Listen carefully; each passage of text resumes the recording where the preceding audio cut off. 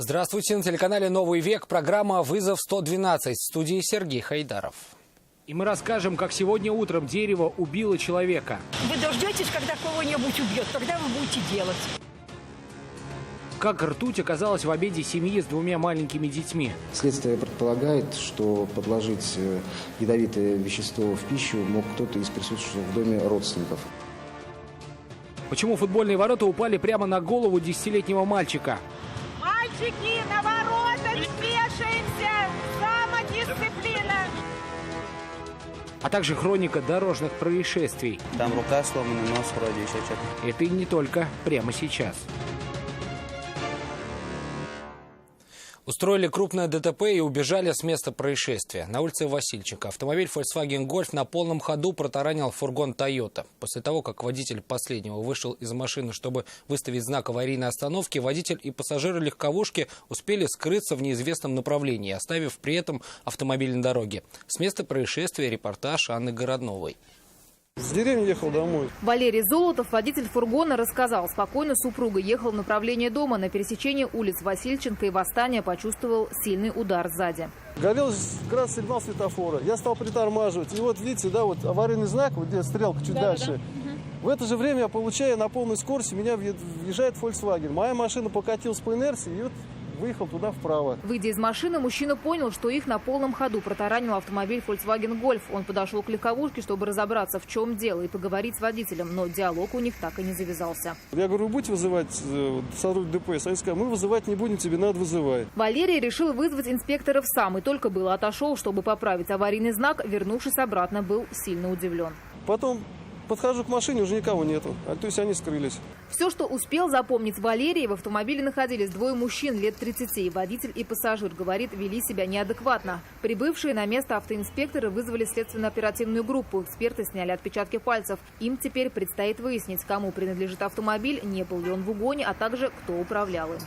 Анна Городнова, Нафиса Минязова, Константин Бушуев. Вызов 112.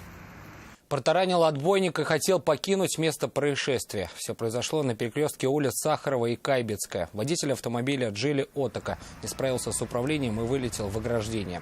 Затем, до приезда автоинспекторов, за руль попытался сесть его друг. Однако покинуть место происшествия у них так и не получилось. Машина была уже не на ходу. Прибывшие на место сотрудники ГИБДД почувствовали от обоих молодых парней запах алкоголя. Алкотестер показал, что у водителя больше 0,7 мл чистого алкоголя в литре выдыхаемого воздуха. Пассажир был еще пьянее. Алкотестер показал больше единицы. Сейчас самому водителю грозит ответственность за вождение в нетрезвом виде и за передачу управления лицу, находящемуся в состоянии алкогольного опьянения. А вот пассажир, как оказалось, уже был лишен водительского удостоверения за аналогичное правонарушение. Для разбирательств он был доставлен в отдел полиции. Погибла под колесами мусоровоза. Сегодня утром большегруз задавил женщину-дворника в Нижнекамске. Шансов выжить у нее не было. Грузовик проехал прямо по ее голове. Альбина Минибаева узнала, что женщина, возможно, даже не подозревала об опасности. Нога правая там была, а тело вот здесь лежало. Голова раздавлена была. Варвара Замараева все видела своими глазами. Именно к ней навстречу подбежал водитель мусоровоза и первый сообщил о том, что задавил человека. В погибшей женщине узнала свою коллегу, 48-летнего дворника Татьяну. Она вообще такая вот работяга, она вчера работала тоже.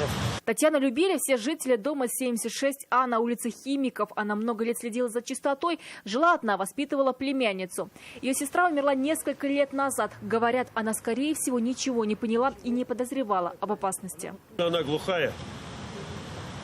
Она по губам только читала, и все. Сегодня утром Татьяна убирала листву. В это время на внутриквартальную дорогу заехал 30-летний водитель мусоровоза. Он сдавал назад и, услышав звук удара, выскочил из кабины. Женщина уже не подавала признаков жизни. Материалы данного происшествия находятся в Следственном управлении внутренних дел города Нижнекамска, по результатам которого будет установлена причина данного дорожно-транспортного происшествия. Какую ответственность понесет водитель мусоровоза, будет ясно после окончания расследования. Альбина Минибаева, Лилия Егорова, Марсель Джураев. Вызов 112.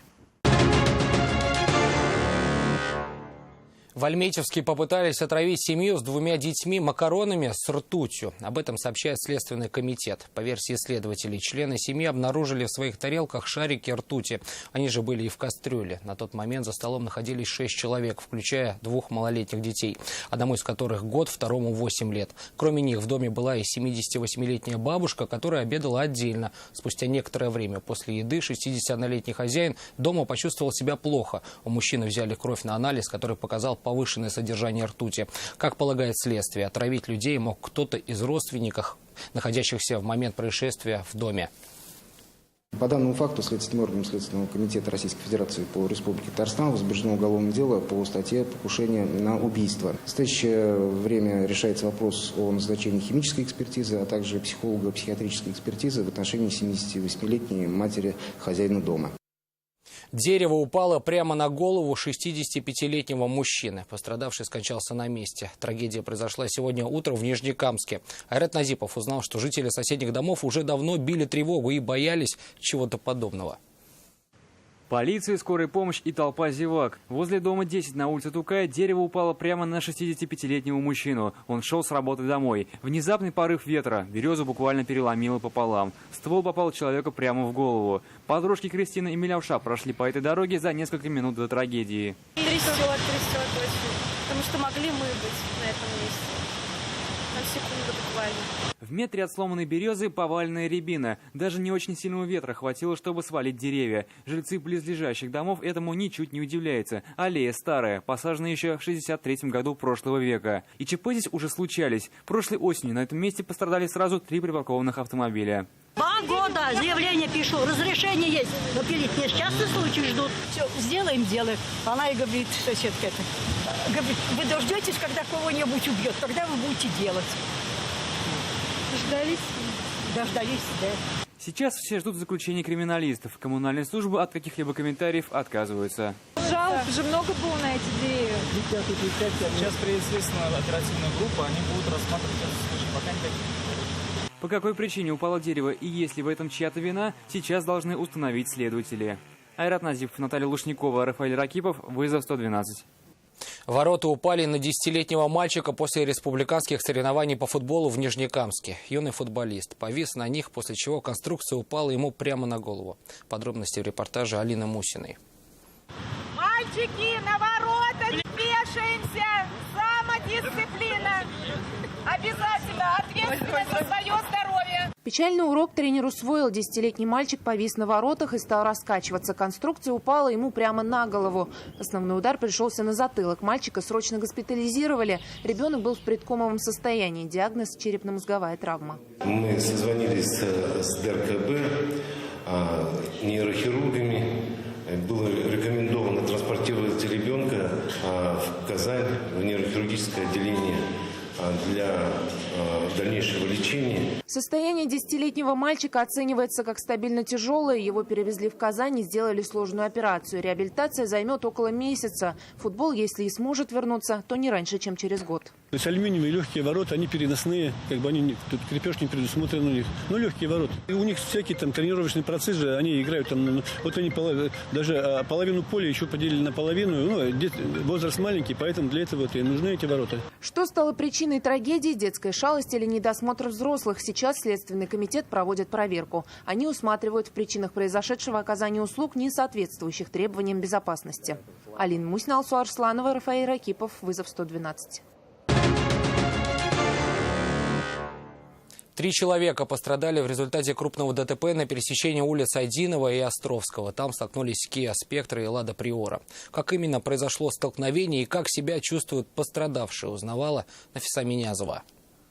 Получилось, он не успел затормозить и все понесло на него. Друг водителя Lada Priora приехал на место аварии сразу после происшествия. Товарищ успел ему по телефону рассказать, как произошло столкновение. Объяснил, что выехал на перекресток улиц Островского и Айдинова на мигающий зеленый. Ничего страшного в этом не увидел и был уверен, что успеет закончить маневр. Но этому помешала выехавшая на перерез Kia Spectra. Свою версию о произошедшем успел рассказать и водитель последний. Он выехал там, остановился, видел, как он едет. Все, он тупо остановился, говорит, а тот в него. Сейчас обоих участников аварии ждет разбор в ГИБДД, но это уже только после того, как здоровье водителя «Лады» придет в норму. Нормально, живы.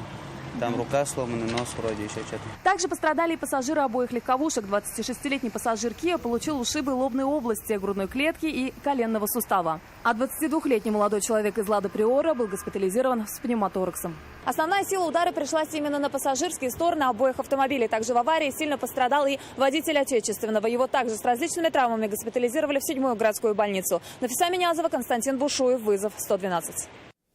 Это все, о чем мы успели вам рассказать. В студии был Сергей Хайдаров. До встречи. И не бросайте вызов судьбе. Вдруг она его примет.